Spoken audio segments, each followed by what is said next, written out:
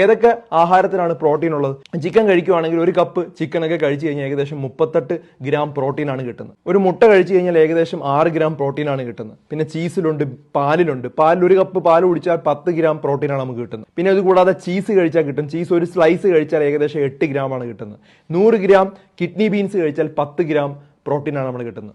ഒരു പിടി നട്ട്സ് കഴിച്ചാൽ ഏകദേശം 6 മുതൽ 10 ഗ്രാം നമ്മുടെ ശരീരത്തിലോട്ട് പ്രോട്ടീൻ കിട്ടും. പിന്നെ കടല വേവിച്ചതും അതുപോലെ നമ്മളെ നീലക്കടല അതുപോലുള്ള സാധനത്തിലെല്ലാം ധാരാളം പ്രോട്ടീൻ അടങ്ങിയിട്ടുണ്ട്. ഏകദേശം 20 ഗ്രാം ഉണ്ട്. 100 ഗ്രാം കടല കഴിച്ചു കഴിഞ്ഞാൽ ഏകദേശം 20 ഗ്രാം പ്രോട്ടീൻ കിട്ടും. സോയാബീനാണ് നോൺ വെജിറ്റേറിയൻ അല്ലാത്ത ഫുഡിൽ ഏറ്റവും കൂടുതൽ പ്രോട്ടീൻ ഉള്ള ഒരു ആഹാരം.